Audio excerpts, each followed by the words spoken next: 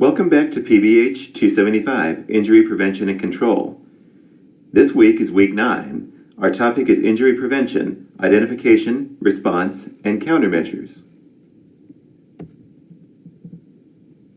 This week is going to be a little bit different than previous weeks in that we're not going to cover any particular injury topic. We're going to talk sort of more globally about injury prevention, particularly how it relates to your upcoming injury prevention plan, Haddon Matrix, and academic poster assignments. The objectives for today are to discuss the role of the 4 E's, which we'll get onto in just a second, in injury prevention. It's going to be about cross-sectional approaches in injury prevention, and different ways that you can layer, target, and frame injury prevention strategies. One of those approaches to framing and layering injury prevention strategies is the Haddon Matrix, which we will talk about in this lecture, and which you will be required to do for assignment number 3 upcoming. I want to give you a quick reminder of kind of where we are at this point in the semester. You see the little arrow that says you are here between assignment number 2 and assignment number 3. By this point in the semester, you should have already completed the surveillance data query assignment, where you go into the WSCARS database and look into a particular injury topic. Some of you changed your injury topic after seeing what data was and was not available in WSCARS, and that was appropriate. In week 8, you had to turn in assignment number 2, which was the introduction to your injury topic. So at this point, you should have chosen an injury topic, kind of be locked into it, because the next 3 major assignments, you're going to build upon that. And those 3 assignments are going to come in relatively rapid succession. There's going to be some sort of strategies and hints and other things about how to do these assignments in the rest of this lecture. The first of these upcoming assignments is assignment number 3, the Haddon Matrix. It's due on Thursday, October 28th by 11:59 p.m. The Haddon Matrix assignment is important because it gives you a chance to sort of dissect your injury topic into lots of little component parts, and then it provides a multidimensional look at your selected injury topic. You will look at your selected injury topic from 3 temporal points: before the injury or pre-injury, during the injury, and after the injury. There will also be 4 categories of contributing factors that you will look at as part of your Haddon Matrix. These will include human factors, vehicle or agent factors, physical environment factors, and sociocultural environmental factors. So that's the Haddon Matrix assignment, due Thursday, October 28th. The next major assignment, the week after that, will be assignment number 4, the prevention plan outline.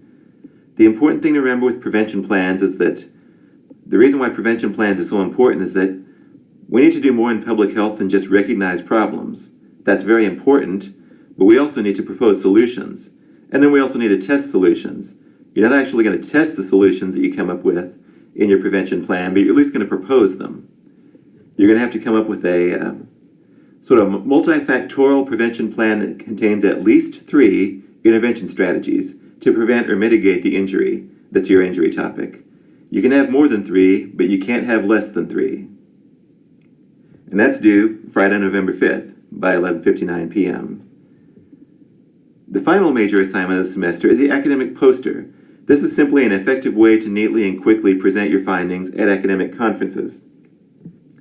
Basically, it's sort of a reduced, but then also a reduced version of your prevention plan that's kind of made in such a way to make it visually interesting and concise and easy to present at, for example, a conference. And in fact, you will present your academic poster. It will be done as a YouTube upload, a little 5-minute presentation that you will do with your academic poster, and that's due by Monday, November 15th.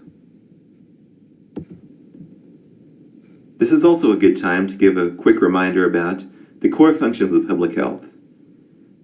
At its heart, public health is about assessment, finding out what's wrong in the community, measuring it, diagnosing, investigating, policy development, where you take the knowledge that you got from assessment and you use it to, along with local knowledge you get from talking to people in communities that are affected by these issues and mobilizing these partnerships.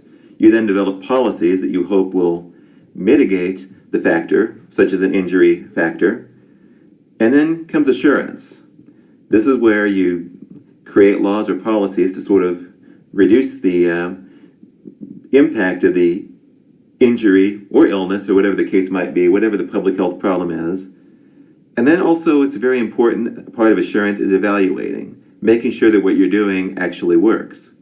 This is especially important in public health because a lot of public health funding is public money. It comes from our tax dollars.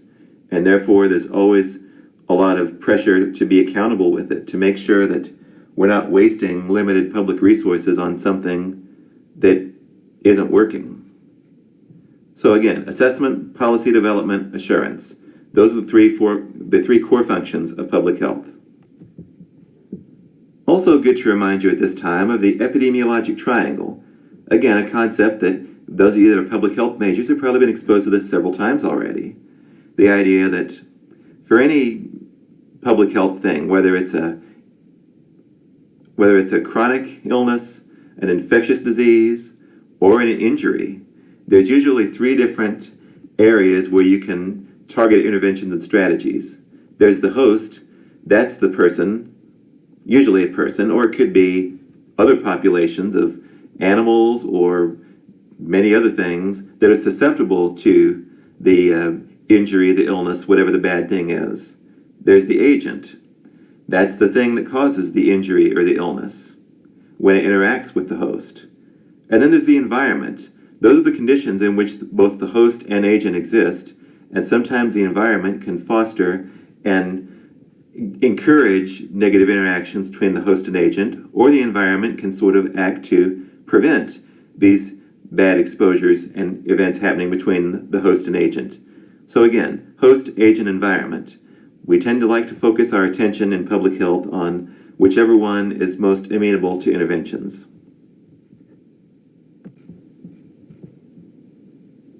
The public health approach that we use to tackle these issues was originally designed for preventing infectious diseases, but it turns out that these public health approaches work really well for injury prevention as well. And at their heart, the core of these would be, first thing you do is measure the occurrence of the disease or injury problem. This is surveillance. That's what the WISCAR's data did. And that also would fall under assessment if we're talking in terms of the three core functions of public health. Based on that data, we identify relevant risk factors. This is an epidemiologic analysis where we figure out which particular populations are being affected by this to the highest degree. There could be geographical differences, certainly socioeconomic, racial and ethnic differences in these things. This also is part of assessment. Once we have this knowledge, we propose interventions to reduce the number or the severity of cases. This is the policy development part of public health. And again, we do this with local knowledge as well. You're not going to go into a situation and just look at data and be able to propose some things without actually talking to the people who are affected by the issue and who are going to have to be sort of on board with whatever policies you come up with.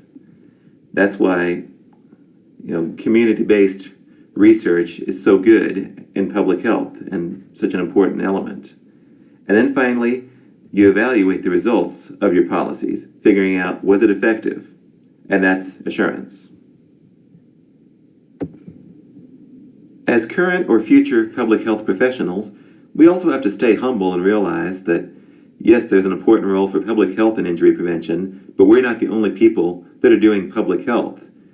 If you want to build safer environments for people and lessen injury risks, you're going to have engineers involved as well, and architects, and urban planners, and many other people who maybe their traditional job title does not include public health, but some of the things they do have impacts on public health, and they are important partners in this work.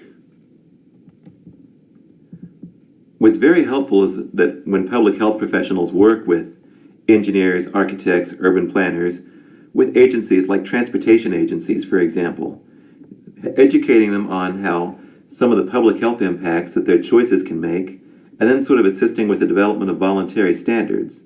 We talked before about the Complete Streets Initiative that's now being promoted by the Department of Transportation. Public health professionals worked with urban planning and transportation professionals to come up with those. And they're not the law.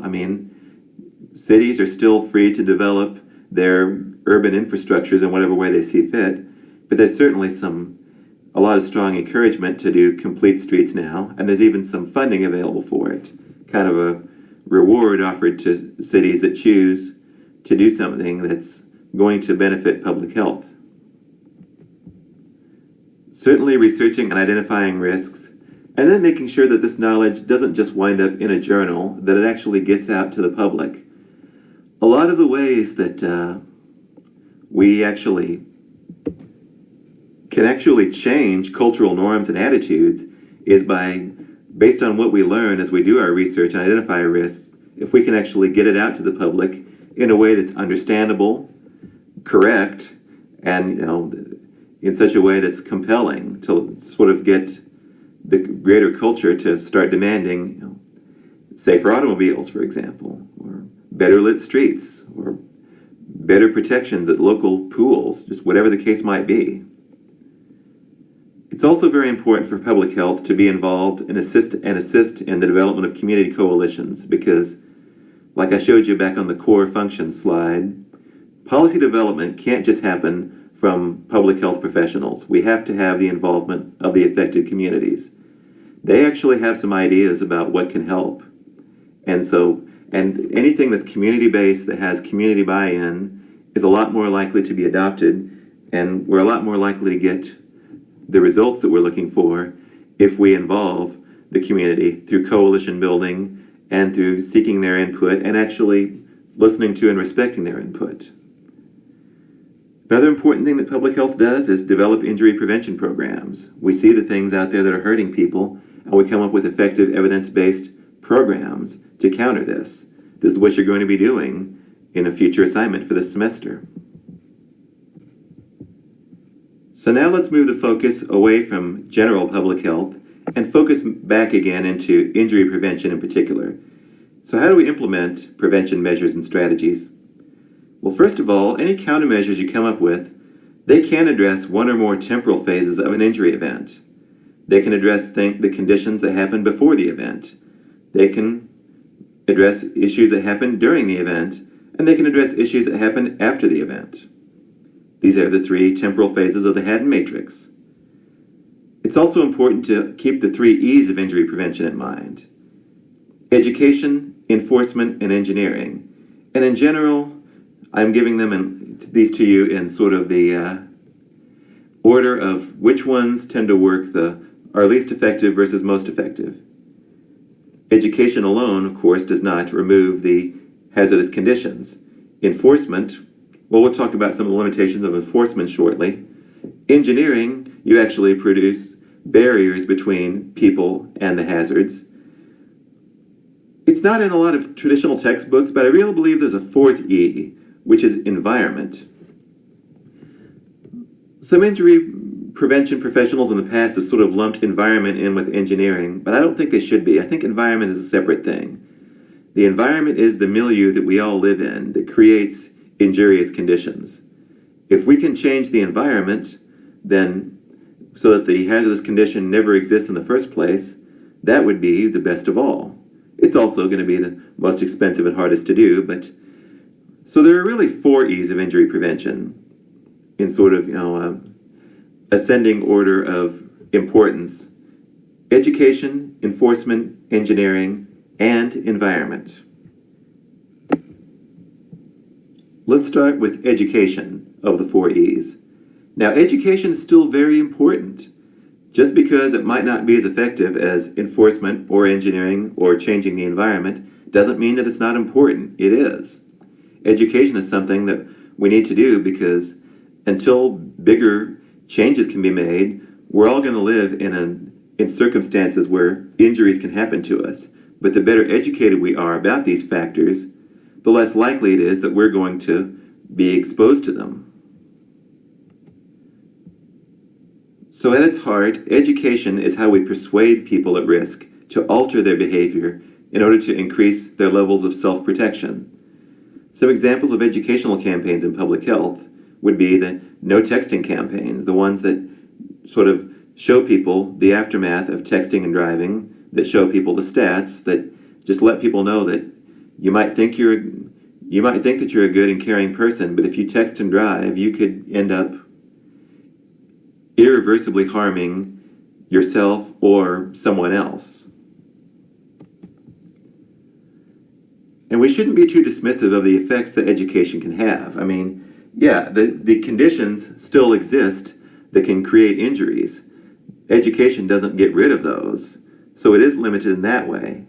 What makes education important, however, is that we can use it to mobilize others to make demands for changes in enforcement, for engineering, and for changing the environment.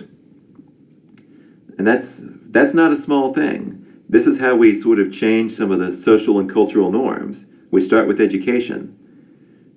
People didn't used to think that seatbelts were helpful. They thought that seatbelts were actually going to harm them in a crash because you'd be stuck in a burning car. It took a lot of education to change that mindset, and now people no longer think that.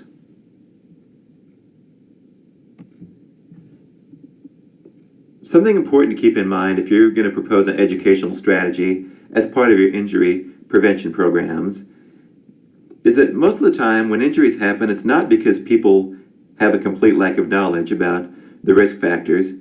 It's more from people not applying what is known. For different reasons, people know what they maybe should have done, but because of circumstances, choose not to do it. We talked about this before in the occupational injuries section, that this happens a lot whenever people are given mixed messages about do the job safely, but also do it quickly. And you're being measured by whether you do the job quickly. You're not necessarily being measured by if you're doing the job safely, unless, of course, you injure yourself and slow yourself down. So that encourages people to take risks. So it's not that people don't know. It's because they're put in situations where they cannot apply what is known. One of the principal goals of any educational strategy is to provide information regarding risks. And that sounds like a very obvious thing to say, and some of the risks are actually very apparent. Let's say that you're someplace where people are climbing cliffs. That requires caution. Of course, there's an inherent danger in that. Sometimes, though, we have to provide information because the risks are not readily apparent. We talked before in the infant injury section about how baby walkers are very dangerous because babies use them to sort of prop themselves up when they walk, but a lot of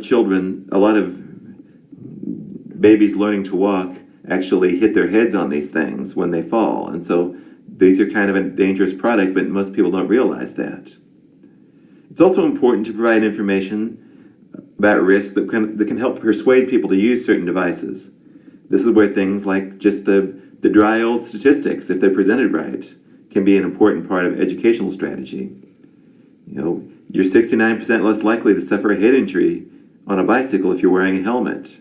You're 65% less likely to suffer a traumatic brain injury, or 74% less likely to suffer severe brain injury. These are things that maybe aren't necessarily always evident to the public. We need to make sure that our education provides this. Another frequent goal of educational strategies is to change attitudes toward risk and safety. A lot of times people feel that the particular risk does not apply to them or that they're not in danger from the particular risk. I hear things like this a lot in the safety and health realm, that I know how to do this safely. I know how to text and keep my eyes on the road, so I don't need a law telling me I can't do it. Or my child is developmentally advanced, so even though this toy is not meant for 2-year-olds, they can handle it. They're not going to break off the little parts and put them in their mouth. Or this is an example from we talked before about children riding in the beds of pickup trucks. We did this growing up and we're fine. Well, attitudes got changed toward the risk of this, and it wasn't all just from enforcement. A lot of it was from educational campaigns. Another goal of educational strategies can be to alter behaviors. We actually want people to adopt the behavior and have this behavior adoption sustained over time. Education is critically important to any kind of strategy or plan that you have in public health, including an injury prevention plan, because if you don't provide education, then you're never going to change the environment. You're also not as likely to get buy-in for any kind of enforcement activities or engineering controls to reduce an injury risk, unless you also provide some education as well. But who is the focus of the education? For all sorts of public health problems, including injury problems, a lot of times we apply the USI model, where education can be universal, selective, or indicated. Starting with the U in the USI model, universal prevention activities and education are targeted toward the general public, or the entire population. The population is not identified on the basis of risk. It's given to everybody. Nobody is singled out, therefore. An example of this would be handing pamphlets out to all parents about something like the dangers of prescription drug abuse, like this pamphlet you see pictured here. Or school curriculum on substance abuse that everybody has to take, whether or not they've been whether or not you believe that there might be substance abuse problems with the student or in their family.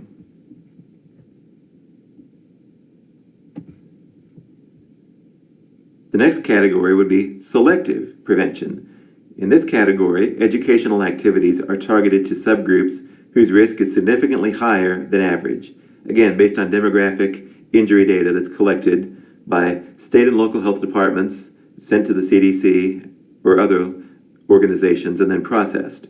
And therefore, we know that certain injuries are a lot more likely within certain population subgroups, and so we target those population subgroups. Examples of this would be, we know that tribal American Indian populations have very high risk of being injured or killed as pedestrians, so targeting them for pedestrian safety interventions. Instead of having all children enrolled in a substance abuse curriculum, having children of substance abusing parents enrolled in a curriculum. Anytime you're doing this sort of selective educational preventive activities, we always have to be sensitive and take cultural considerations into account.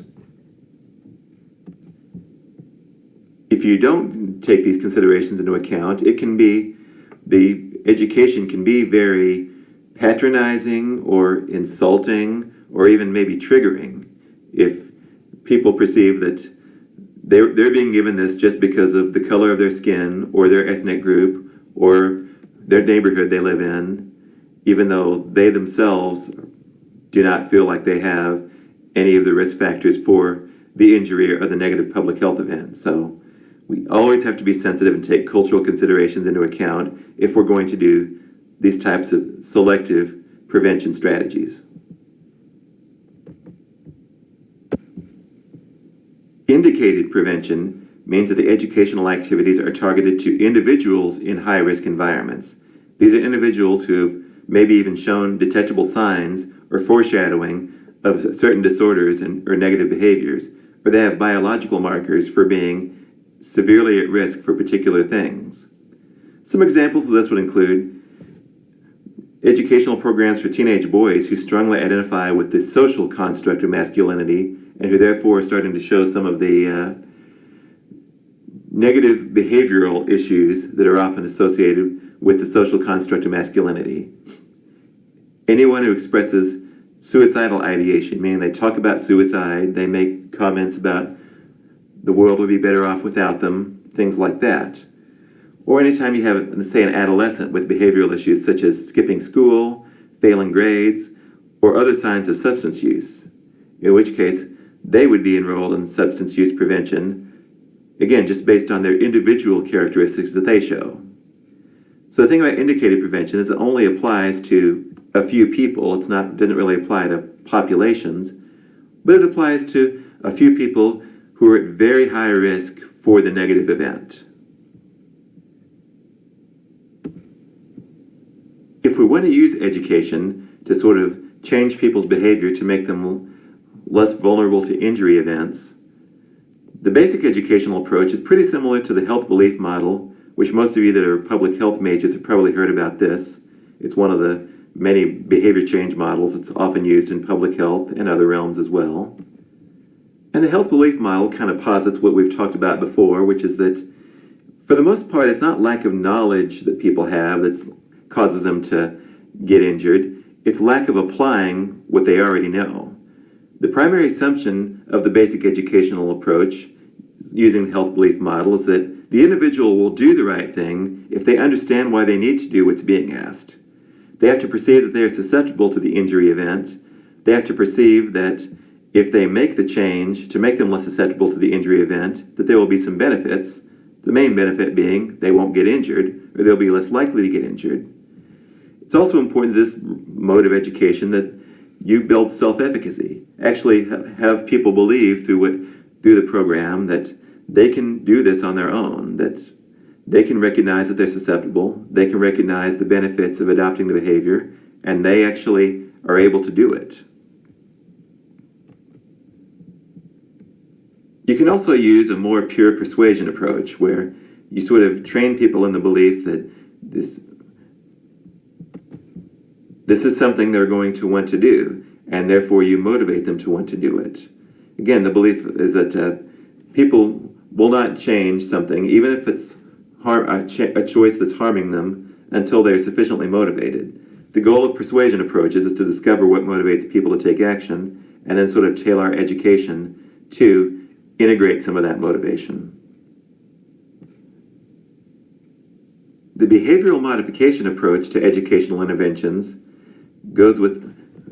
uses the model that people do what they do because they learn the techniques from somewhere, and then they find the outcome rewarding. And let's use this same approach for public health, for injury prevention. In this case, you'll learn the techniques necessary to do things safer, to avoid the injurious factors and agents, and then you find the outcome rewarding.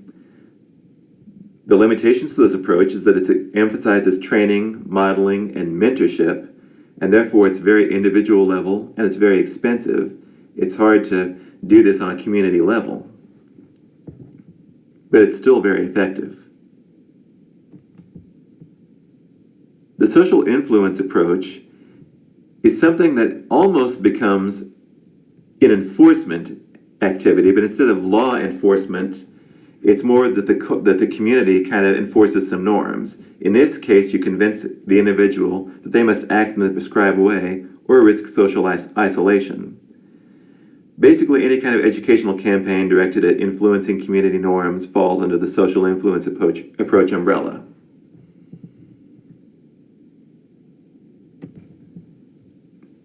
And somewhat similar to the social influence approach is the social marketing approach, where you try to sort of change the informational environment and maybe the cultural environment of people through basically using some of the same techniques that commercial marketing uses. Emphasizing the 4 P's of marketing: product, price, promotion, and place. And you use these tools to achieve social benefits rather than to sell a product.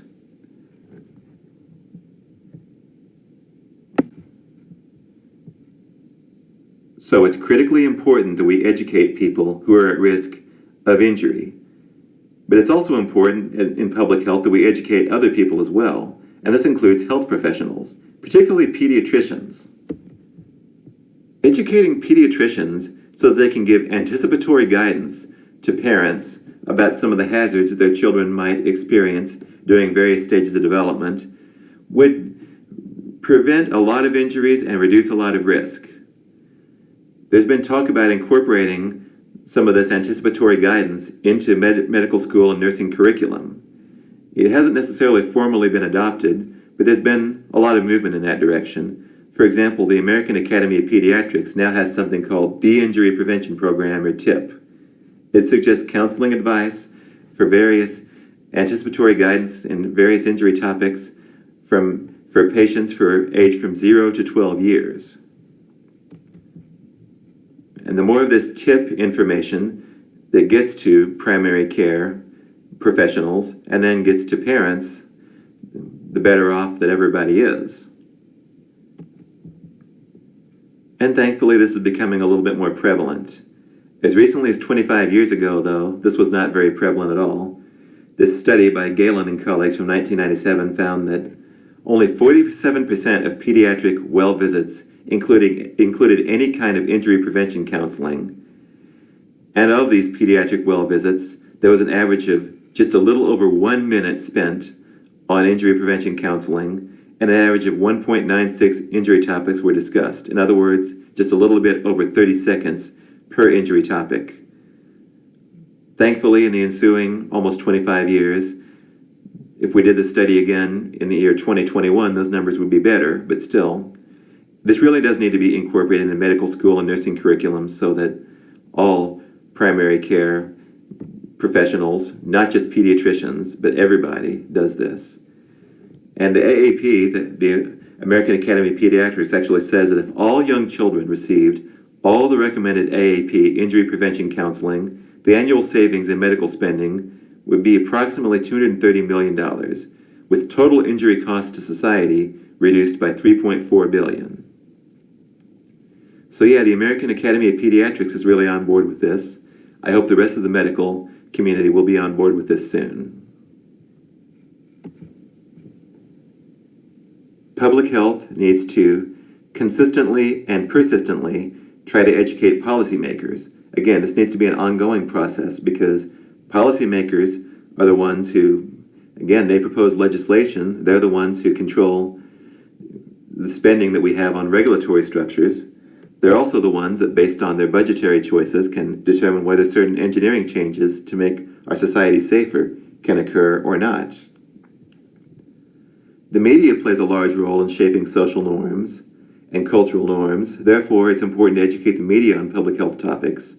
This is something that's happened a lot during the COVID-19 pandemic, but with a lot of times bad reporting on injuries and injury prevention has kind of resulted in some attention not being paid where it needs to be done. So we need to educate the media in a correct way. It's also important to keep law enforcement involved in education as well, not just enforcement. Sort of drive home the public health reasons why the laws are important, because a lot of times law enforcement, if they don't feel a law is germane or critical at the moment, they will actually not enforce it. The most effective preventions are a combination of both enforcement and education. And finally, fellow public health agency staff need to be educated sometimes. A lot of times you might find yourself in a situation where you have other colleagues who don't directly work in injury prevention, but the work they do, if they also consider injury prevention, there can be some real synergy that happens. In this case, you've got colleagues who are working on, say, healthcare costs issues or obesity prevention or things like this that are not traditionally injury prevention. They can overlap with injury in other areas. I mean, there are ways that you can come up with grant ideas, and many other good things can happen if people kind of get out of their silos and start talking to each other. The next E is enforcement. With enforcement, we're talking about requiring individual behavior change by law, administrative rule, or expectation. Examples of enforcement include seatbelt, DUI, and speeding laws that we discussed earlier, prescription drug monitoring programs. This is an example of an enforcement activity that prevents people from being able to get too many prescription painkillers, for example, and then divert them for illicit use or sale. Basically, all of the OSHA regulations for workplaces, those are all administrative laws, but in particular the fall protection regulations that say that you cannot be exposed to a fall of greater than 6 feet in construction industry or 4 feet in general industry are an example of enforcement as injury prevention tool. Indoor smoking restrictions, is that injury prevention? Because we can be injured by secondhand smoke, or is it illness prevention? Regardless, it's another example of enforcement. Enforcement can also have an impact on social norms. If people know that there's a law, an administrative rule, or an expectation in society that certain things are not to be done that are dangerous, again, that can have a profound impact on social norms and actually change the environment a little bit. It's also important to remember that not all enforcement comes from sworn law enforcement officers. Even in some of the examples I just gave, prescription drug monitoring mostly happens through pharmacists and pharmacy techs. OSHA compliance officers, who are not sworn law enforcement officers, are the ones who enforce workplace safety regulations, including the fall protection requirements. And it's usually private businesses that enforce things such as indoor smoking restrictions. Here is some data from the National Conference of State Legislatures, which shows that in the year 2019, there were more than 100 pieces of injury prevention legislation enacted in the various states. Most of these laws had to do with prescription drug, prevention of diversion, and other such things. There were laws about adverse childhood experiences and child maltreatment, elderly falls, teen dating violence, and the prevention of traumatic brain injury. So enforcement is still a big part of injury prevention. Here in the state of Nevada, we have a legislature that meets biannually, and in 2021, during the normal session, they passed some bills that do have something to do with injury prevention. Here's a couple of examples of bills that were enacted. One covers adverse childhood experiences. And it was kind of interesting. Anybody who works in justice in the state of Nevada now, to the administration of justice, has to receive periodic training related to implicit bias, cultural competency, and the impact of trauma and adverse childhood experiences on the behaviors of children. It is hoped that this types of training in implicit bias and understanding ACEs might make some differences when it comes to sentencing or other punishments for kids and young adults who have experienced adverse childhood experiences. Another regulation in Nevada that was enacted in 2021 has to do with, in this case, Narcan or naloxone, the rescue drug that's often given to people who are in the midst of an overdose crisis. And this new regulation authorized public and private schools in Nevada to obtain and maintain these opioid antagonists to use under certain conditions. And it also provided immunity to persons who act or who fail to act related to the acquisition, possession, provision, or administration of opioid antagonists, again, the examples being like Narcan or naloxone, and also auto-injectable epinephrine.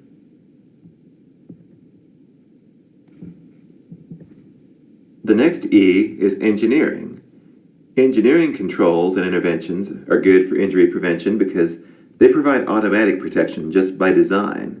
Examples of engineering for injury prevention include built-in sprinkler systems so that fire-related injuries are less likely in buildings, divided highways so that at least when everything is working the way it's supposed to, most traffic is usually going in the same direction, so you don't have nearly as big of a risk for oncoming vehicle collisions. And of course, airbags and other engineered solutions that make cars safer as well. There are also apps that will block you from receiving text, for example, while you drive. Here's some examples of that, like Live to Text and Drive Off and DriveScribe. The thing about any type of engineering solutions for injury prevention is that they should not be used in isolation for a couple of reasons. One being, engineering solutions and controls can fail. They require maintenance, and a lot of times the hazard still exists even when you have an engineered solution in place. So they're good, but they should not be used in isolation. Some engineering approaches actually make our physical surroundings safer for all of us. These include dedicated pedestrian walkways so that interactions between pedestrians and motor vehicles are lessened, and off-road bike paths. I've always felt more secure when I'm on a bike path that's not just on the edge of the road, but one that's actually separated from the road. Again, that physical separation makes for a safer physical surroundings. You can actually design cigarette paper with different little porosity bands so that they don't smolder as much, and they will actually self-extinguish when they reach these bands. We talked before about playground equipment being made safer through shock-absorbing materials.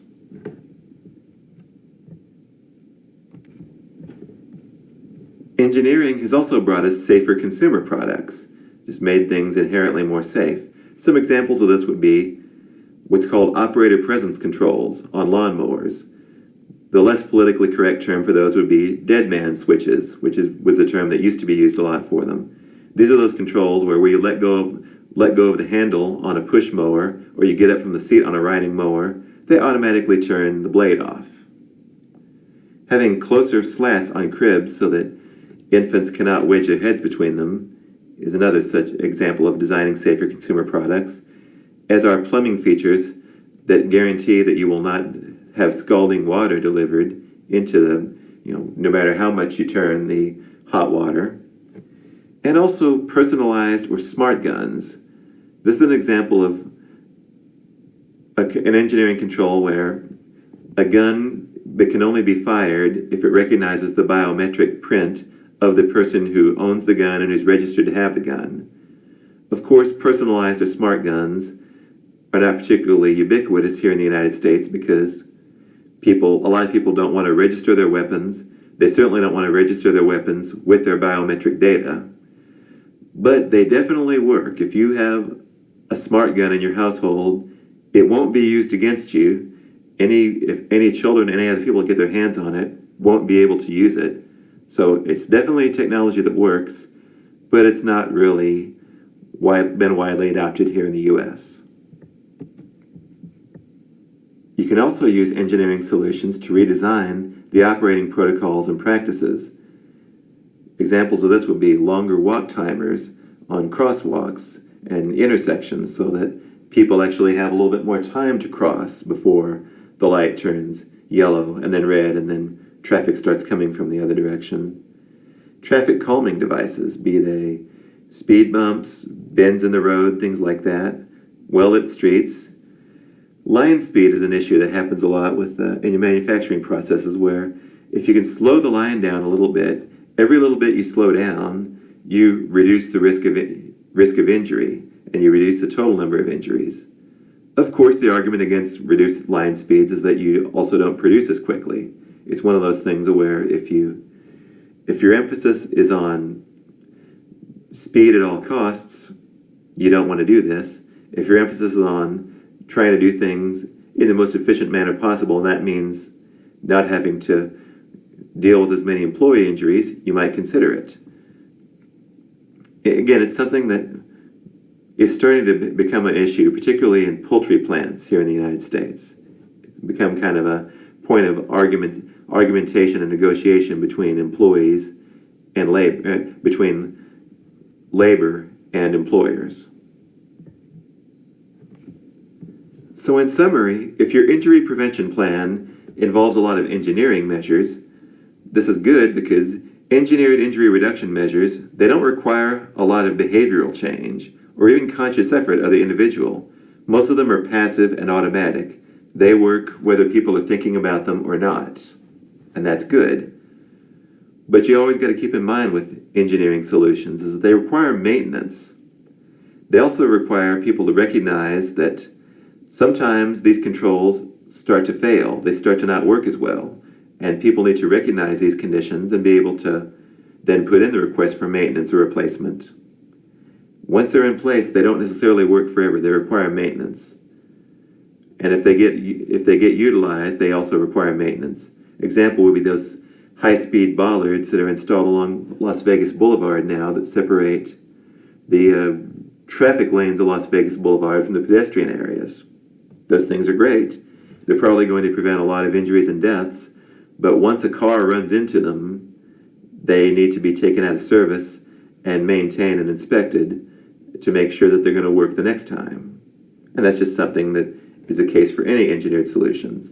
And in fact, the other thing to keep in mind with engineered solutions is that the underlying hazard still might exist. Yes, there's now something between you and that hazard, but the underlying hazard might still exist. The final E is environment, and fundamentally changing the environment in which people exist in conjunction with the injurious factors and the environment in which people are getting injured might require a combination of education, enforcement, and engineering in order to implement it. Changing the environment means that we minimize or even eliminate the need for the potential hazard. Earlier in the occupational injuries lecture, I told you how Agricola was kind of remarkable in his day because he actually stated his belief that silver wasn't such an important thing for society that was worth the risk that silver miners were being put under. He basically said that mining for silver is so dangerous that nobody should do it. And I think that there are certain things, certainly with occupational hazards, where it's reasonable to ask, do people need to be exposed to these occupational hazards for the betterment of society? Would our society actually be better if we, again, fundamentally change the nature of work in some ways? Another example of changing the environment would be policies that encourage people to stop driving cars, because if we get more people using mass transit, it's going to create a much safer environment for bicyclists and pedestrians. I mean, it won't completely eliminate the hazard because pedestrians and bicyclists can be struck by buses too, but usually with the bus or other form of mass transit, you have specially trained drivers, and of course, if you just do the simple math, if you're a bicyclist or a pedestrian, the total hazard from one bus is a lot less than the hazard from if those 30 people on that bus were each driving a vehicle. And of course, this also reduces carbon emissions as well, which is a great existential threat that's not necessarily related to injury prevention, but still, that's an example. By changing the environment, we also can address some social attitudes and conditions that have led to some great inequities. We can change the social acceptability of sexual assault and intimate partner violence by changing the environment. We can decrease the acceptability of using a cell phone while driving. We can increase the respect that bicyclists have as road users. We can decrease stigma surrounding mental health. And also, when we change the environment, we can directly address some of the fundamental inequalities that we see in all forms of public health, including in injuries. We know that these are not equally born across different levels of socioeconomic status, race, and ethnicity. We can also directly address just the allostatic load, the chronic stress that comes from racism and microaggressions and just the stressors of everyday life. If we change the environment that we all live in, that can be a great benefit. So to summarize the 4 E's when we're talking about injury prevention, education is very important. I will not minimize the importance of education, but what education does not usually do is actually remove the injury hazards from society all by itself. You have to use education in conjunction with engineering or enforcement or changing the environment. Enforcement tends to be limited, first of all, by staffing levels. With occupational injuries, for example, there just are not that many compliance officers at a federal or a state level OSHA program to be able to inspect all the workplaces and keep them and sort of keep them all safe just through enforcement. There's also limitations by social contract. And what I mean by social contract is that, for example, in current society here in the Las Vegas Valley, we all sort of have a social contract, and apparently law enforcement agrees with us too, that there's a certain level of speeding that's acceptable. If you're driving on the 215 at 15 or 20 miles per hour above the posted speed limits, and everybody's doing it, including the law enforcement, and nobody's getting pulled over, again, that's kind of a social contract that's kind of limiting the value and effectiveness of enforcement. The other thing we have to acknowledge with enforcement, particularly when we're talking about law enforcement, is that it often disproportionately falls on poor and minority populations. You've probably seen and heard, and unfortunately maybe even lived this concept before, that there's one set of rules for the rich and the white, and there's another set of rules for the poor and the minorities. And that's just something that, with the way our society currently is set up, that's a noticeable injustice and limitation of enforcement. While engineering solutions tend to be passive and automatic, they also require maintenance and upkeep.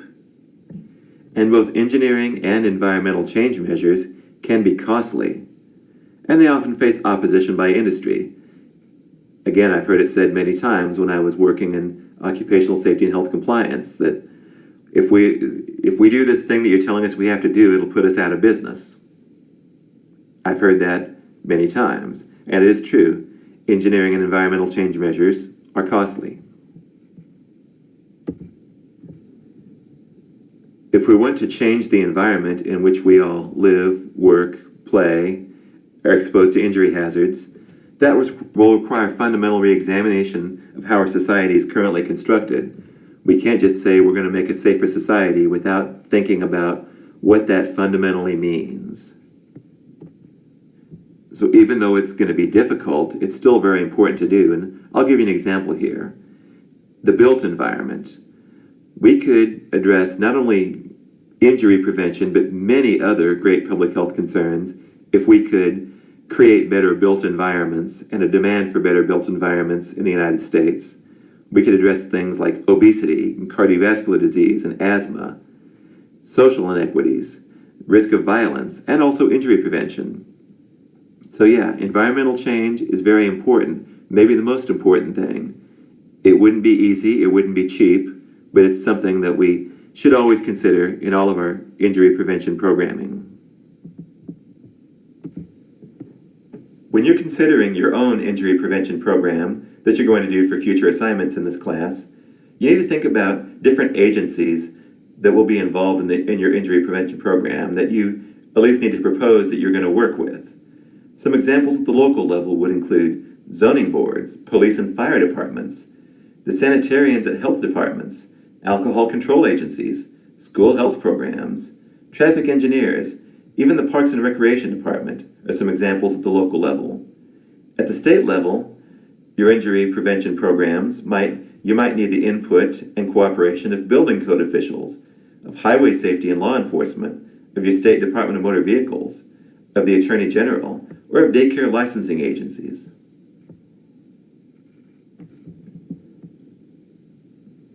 For your injury prevention programs, you certainly will need some data from the federal level, but depending on what you propose, you might actually need some cooperation from the federal level as well, from agencies such as the CDC's National Center for Injury Prevention and Control, also known as the Injury Center, the National Highway Traffic Safety Administration, the Consumer Product Safety Commission, the Federal Aviation Administration, the Occupational Safety and Health Administration, and then the National Center for Environmental Health and the Agency for Toxic Substances and Disease Registry. Because ultimately, these are the people who, first of all, they fund a lot of research, and second of all, they enforce a lot of the laws and statutes that are aimed at minimizing injury. For a lot of these, we actually have the laws at the federal level to create a baseline. Remember I talked about that before with occupational safety and health, how we had to have a baseline level of injury protection so that states would not be able to undercut each other to have the most lax laws and be the most business friendly. It's the same with environmental regulations. And it would be the same with injury prevention as well. The key is to work together with other agencies. So your injury prevention program probably should and certainly might include interactions at the local, state, and federal level with other agencies. So now let's talk about different frameworks for injury prevention strategies. This is going to be a very important concept for the remaining 3 assignments, the major assignments that you have to do this semester. So earlier in this lecture, we've covered some frameworks for both evaluating injury problems and also coming up with some proposed injury prevention solutions. I'll just quickly reiterate them. These include the epidemiologic triangle, where you think about the host, agent, and environment factors that go into the injury, and then how to prevent the injury. The public health model, where you consider assessment, policy development, and assurance. And the 3+1 E's, education, enforcement, engineering, and the additional E of environment.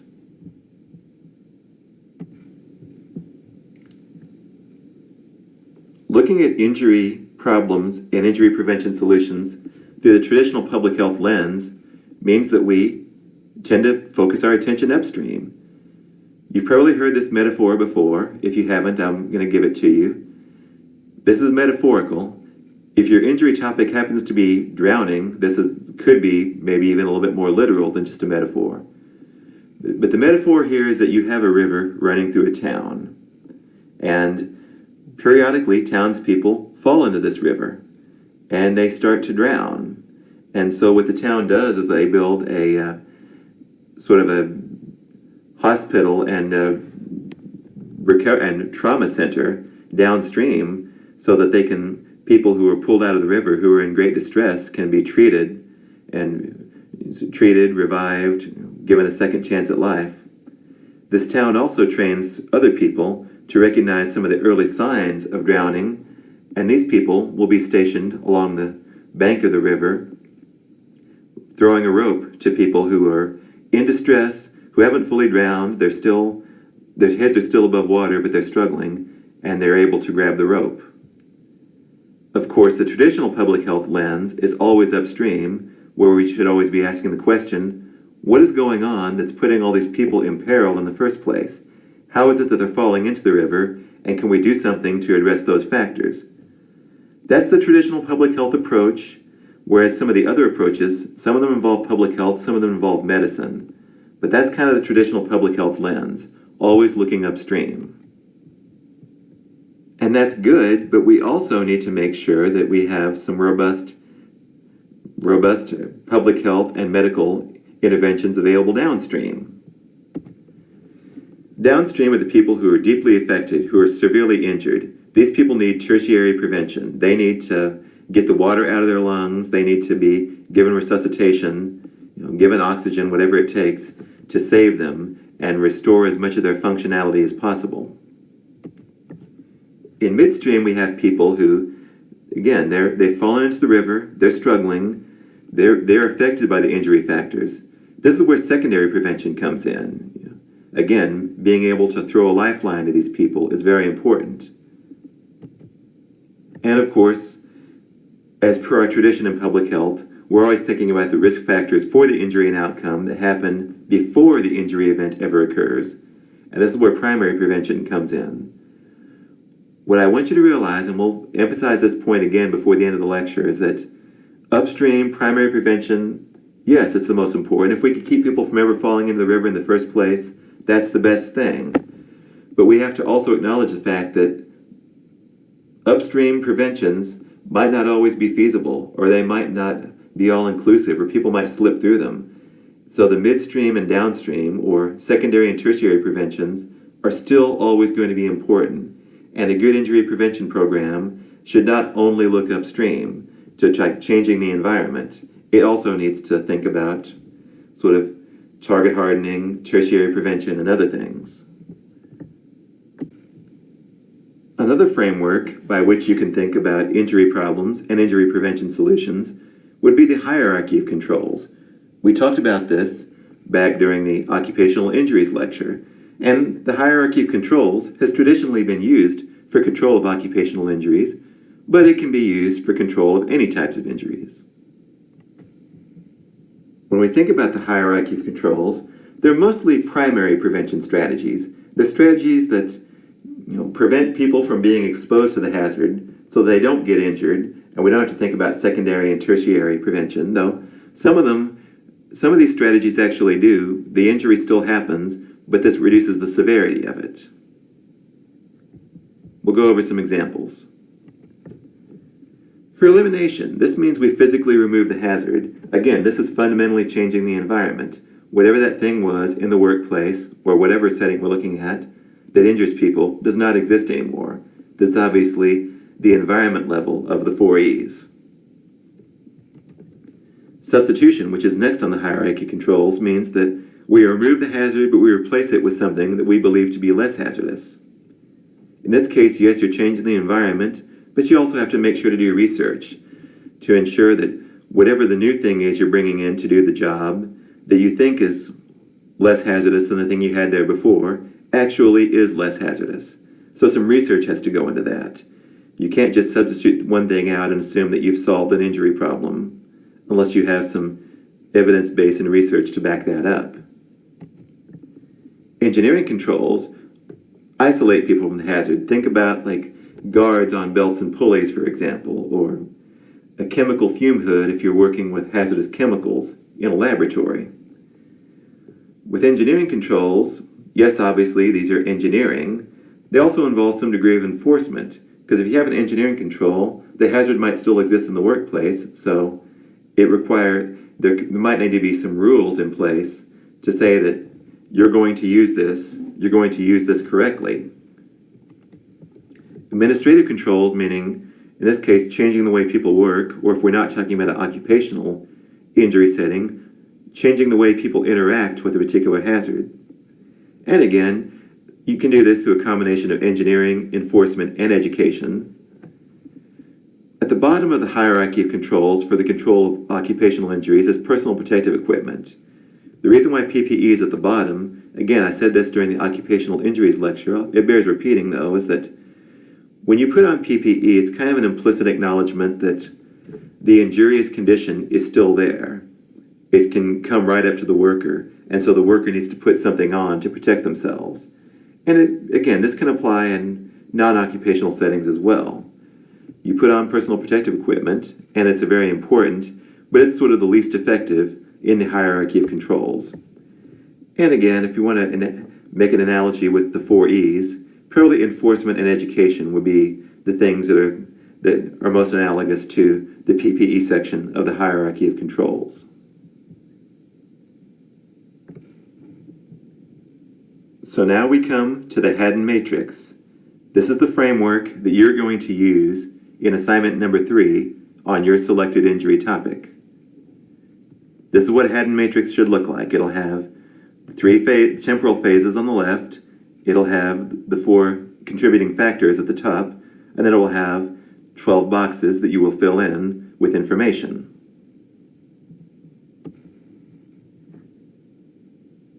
The Haddon matrix was first developed by and named after Dr. William Haddon.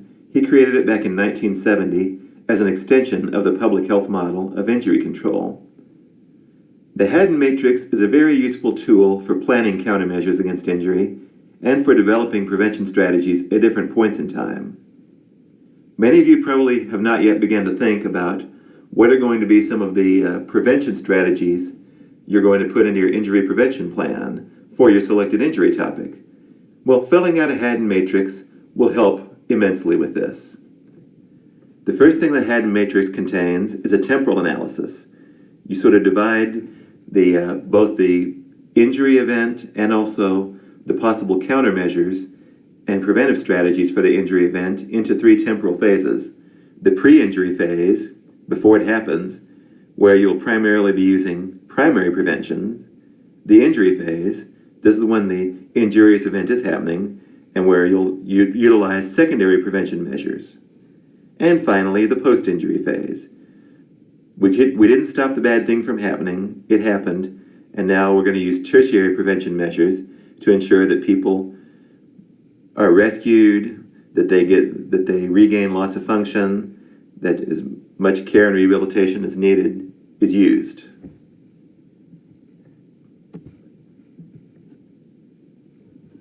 The top column of a Haddon matrix will contain contributing factors, which are divided into 4 categories. The first one being human factors. If we want to think of this in terms of the epidemiologic triangle model, these would be host factors. These are things humans do which increase their susceptibility to injury. Any preventive strategies that you might want to come up with to address these human factors could focus on education, enforcement, or engineering, 3 of the 4 E's of injury prevention. Human or host factors are generally not going to be the main focus of upstream or primary prevention interventions. Just because, working on human factors usually does not completely remove the injury hazard from the environment.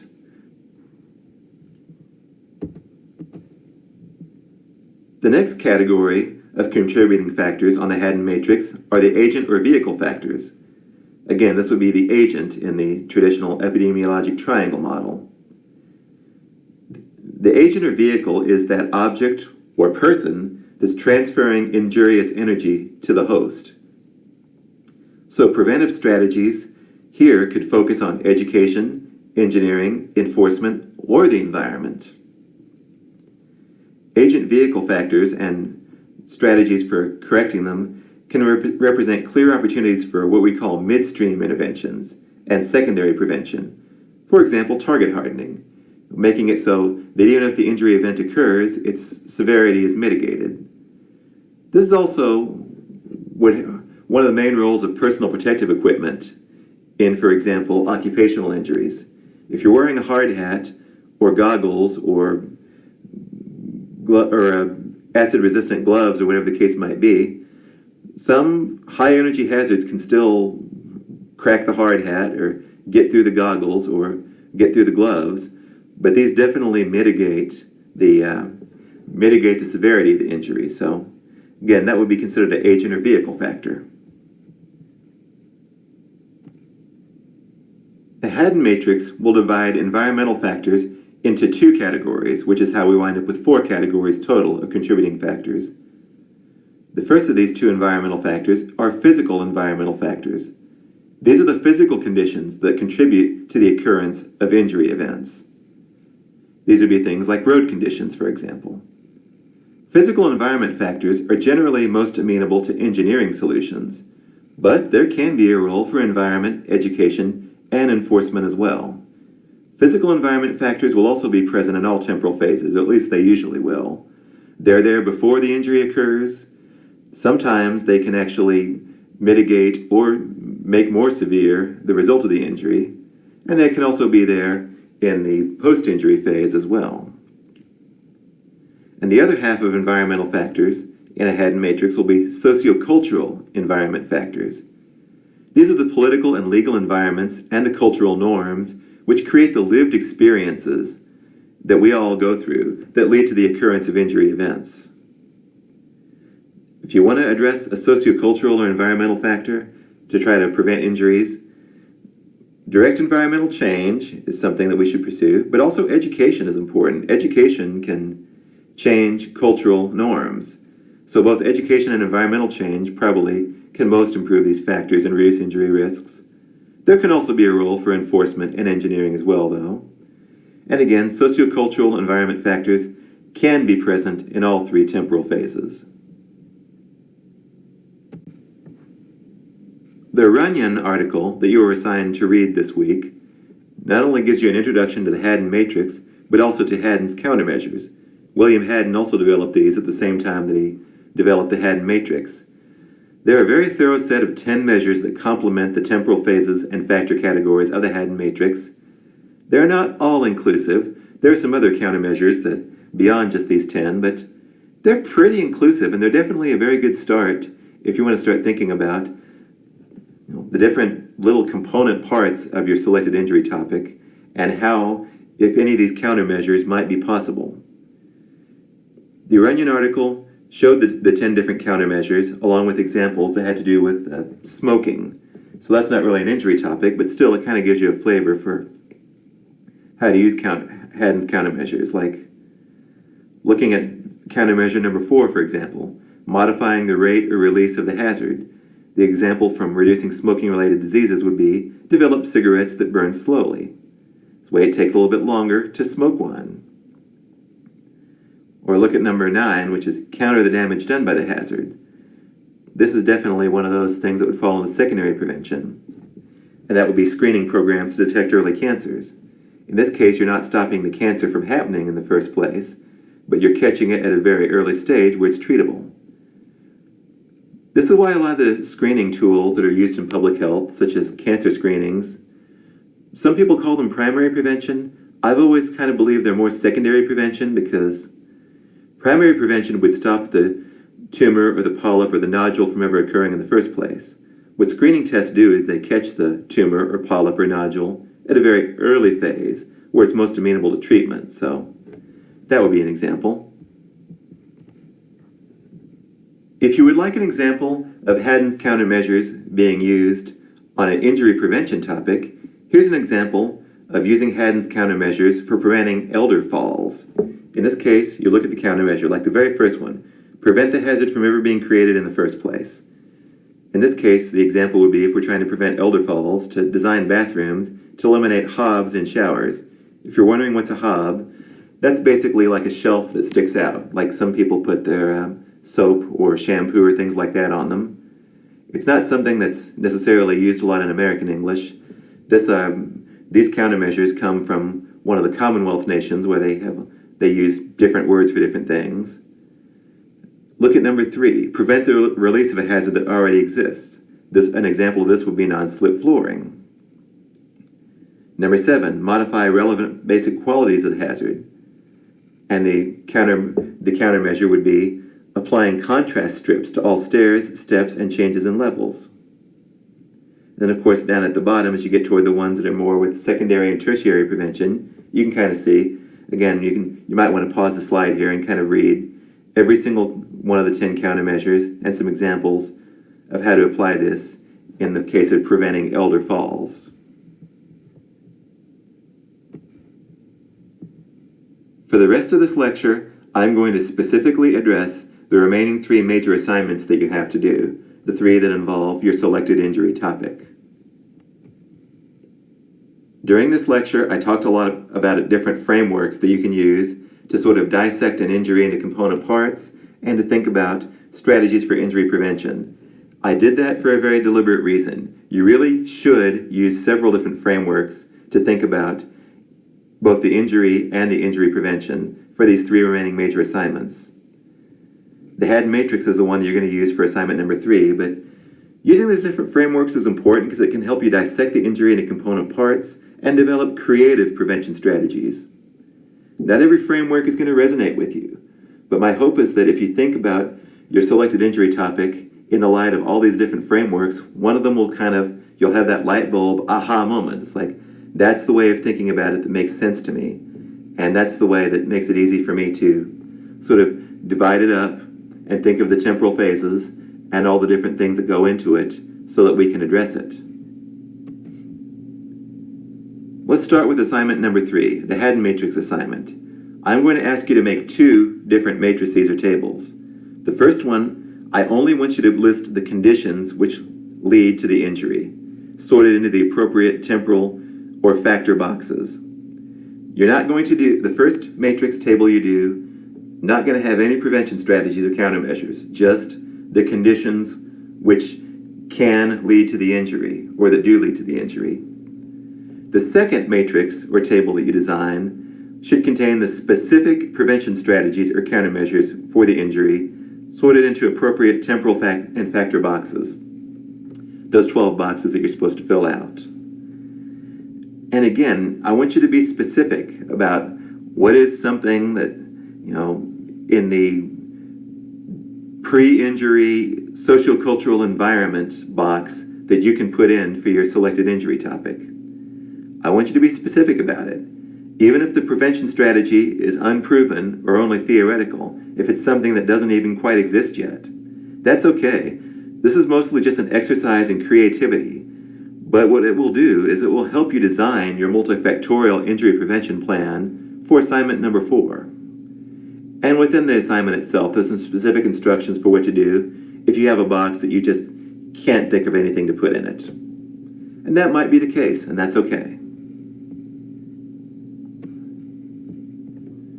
Moving on to assignment number 4, the outline for the injury prevention plan that I'm asking you to do. I'll start with a reminder. Public health is about more than just recognizing problems. We need to propose solutions as well. Once you look at your injury topic through all the frameworks and you complete your Haddon matrix, which you do for assignment number 3, you will be well on your way to completing an interesting multifactorial injury prevention plan. It has to contain at least 3 different elements. Don't forget to include everything that is asked for in the assignment instructions. Read them very carefully. Also, I need to address this again. We talked about this before when we were talking about the sort of the metaphor of the stream flowing through, of the river flowing through the town and addressing downstream, midstream, and upstream factors. It's good to think big. It's good to think upstream. It's good to think about trying to eliminate the factors that cause people to become injured in the first place. But try not to have all of your strategies in your injury prevention plan focused on primary prevention or elimination or upstream. And it sounds strange for me to say that because as public health minded people, that's where we always put our gaze. But A good injury prevention plan should also include methods for how we can protect those who remain susceptible to the injury for the foreseeable future.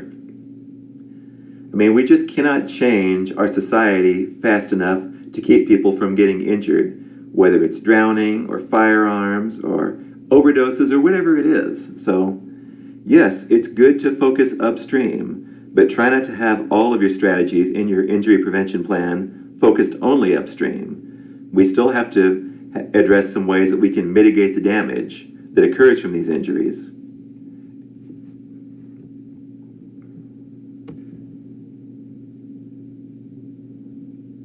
And now on to assignment number 5, the academic poster. This will be the way that you present the injury prevention plan for your selected injury topic. It's not going to be a complete regurgitation of your injury prevention plan. It will contain key selected information from it. You will create this academic poster in PowerPoint, and you will present it as a YouTube upload. Further instructions on how to do this will follow later. Now, the poster should not just contain words and information. It should have graphics, tables, contrasting colors, and other elements that make it visually interesting. I will show you an example on the next slide.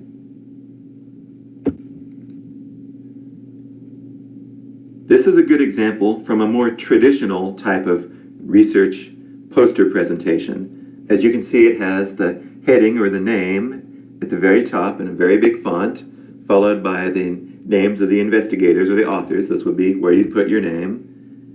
There'll be a column of information on the left and a column of information on the right, and in the middle there will be a few key bullet points from your poster, along with some other visual interest items, photographs, or basically pictures that kind of help tell the story of what you're talking about on your poster. The example I just showed you was a sort of a traditional academic research poster, and so the one that you make is not going to have exactly the same types of sections. It's not going to have an introduction, methods, results, discussion, and references. Instead, your injury prevention plan poster might be divided into these types of categories instead. And this is not prescriptive. You can do it slightly different if you still convey all the important information, but probably what you most likely are going to want to have for your academic poster for your injury prevention plan is to start with a background where you provide important information on your injury topic, such as morbidity and mortality rates, sociodemographic data on who is most affected, the annual cost of the injury, other things that you think might be relevant. Many of you did this already and did it very well in assignment number 2. You can actually probably cut and paste a lot of that information and put it onto your academic poster if it still seems relevant and applicable to you. The next section will be a literature review, and it's not going to be a comprehensive literature review. You maybe just summarize 2 or 3 key interventions that have already been tried for your injury topic. Which ones worked? The next section will be your proposed intervention. You will summarize your injury prevention plan. This will probably be the largest section. It might even take up most of the right side, the right column of your poster, the area where the results and discussion are usually located on a traditional academic poster. And then any references that you use will need to go on the poster as well. And so to get all the information on there that you need while still also having the visual interest elements in the middle, you might have to use some really small fonts. But I trust that you can do this based on this guidance and this example. You can certainly reach out to me if you have any questions along the way. And the instructions that you're going to get later on will tell you about how to upload it. You're going to do a voiceover with it. You're going to have basically 5 minutes to walk us through your injury prevention plan poster. And so that's it for this week. Again, if you have questions about assignment number 5 or 4 or 3 or anything else that has to do with this, just let me know. Thanks for your attention.